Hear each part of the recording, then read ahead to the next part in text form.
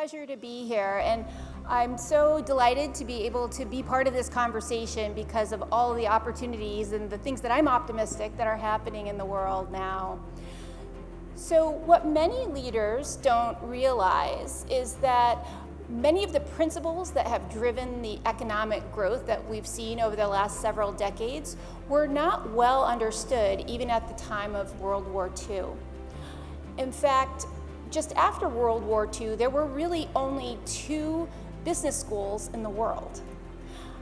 But some leaders at many organizations, but including my own, Carnegie Mellon, started to recognize an opportunity to combine the science of analytics, economics, and social science to really identify some principles that could be used to help leaders more effectively manage their organizations.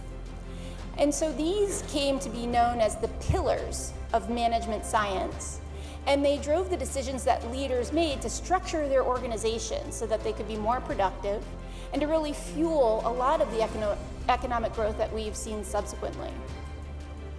Now, that growth also gave rise to the digital revolution, which ushered us into the information era.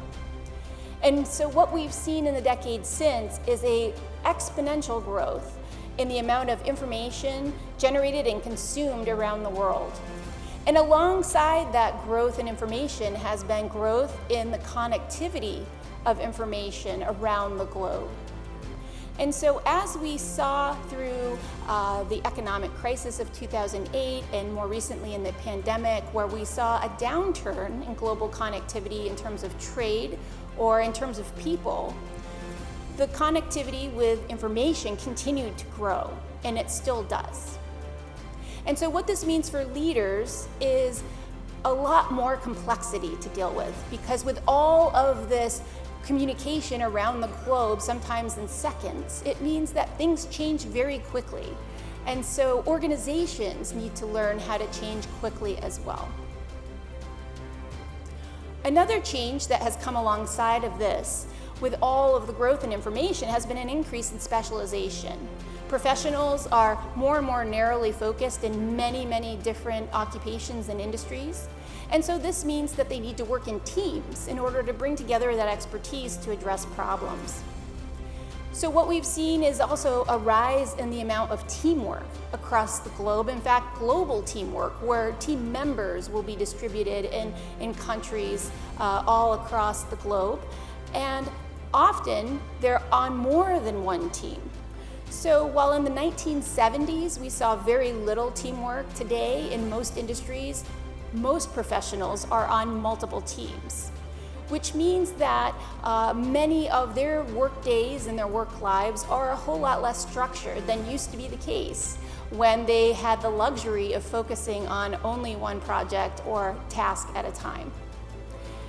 And so the reality of organizational structure is starting to look much less like this and much more like this.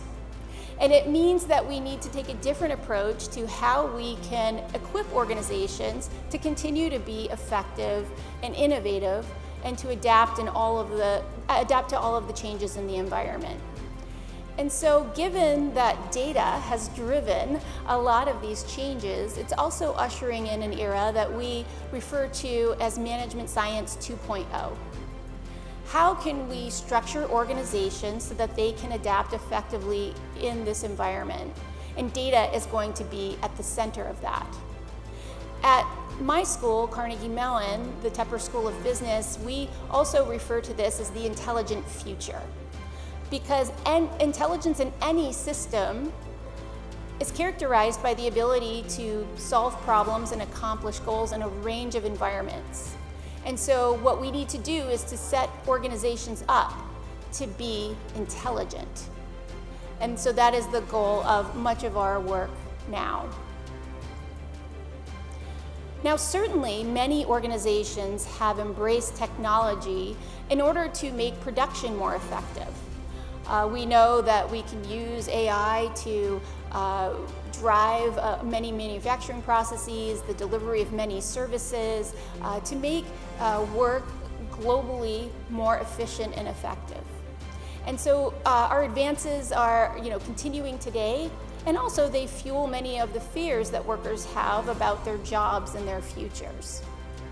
However, what my colleagues and I also look to more optimistically is the opportunity available to us through coordination technology.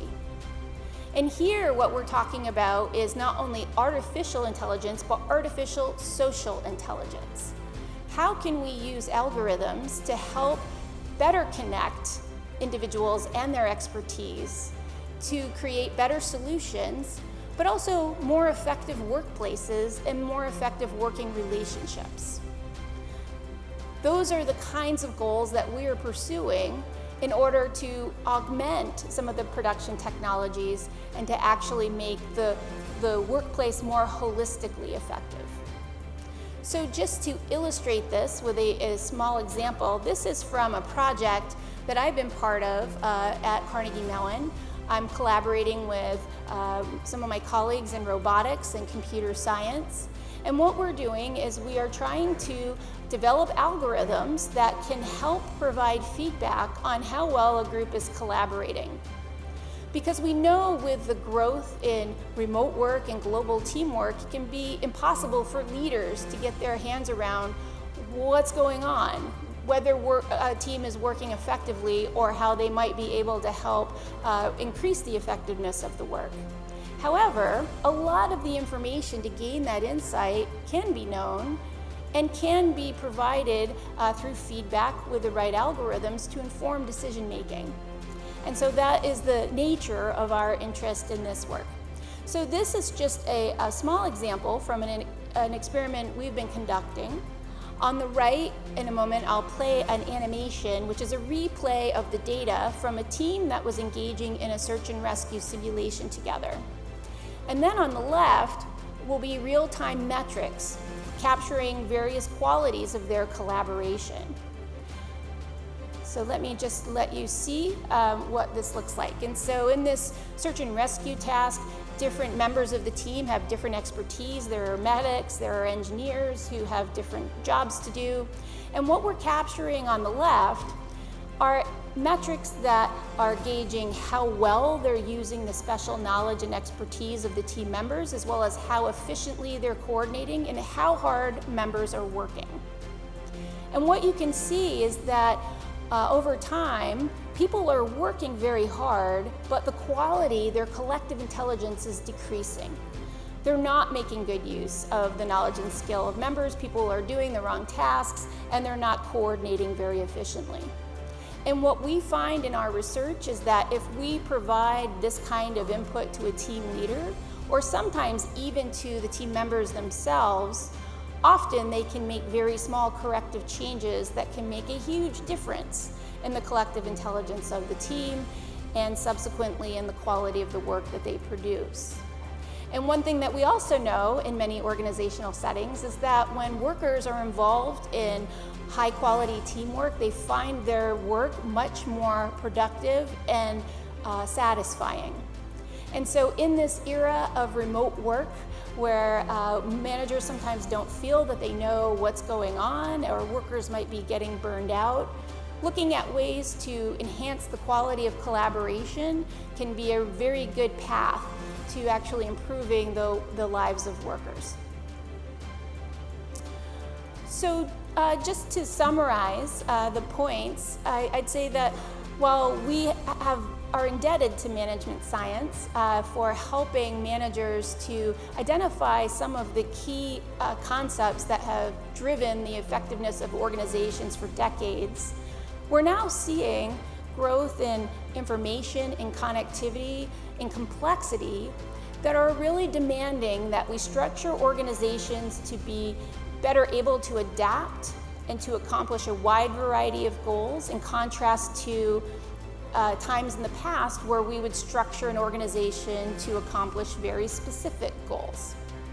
And so this is really pushing all of us to think more deeply about how we can use data and technology to not get rid of the workforce, but to actually enrich the quality of the collaboration they engage in, We know from many examples already of developments in artificial intelligence that these tools are almost always more effective when used in conjunction with human intelligence. We've seen this in medical diagnosis, we've seen this in forecasting, and the same is true in many innovation contexts as well.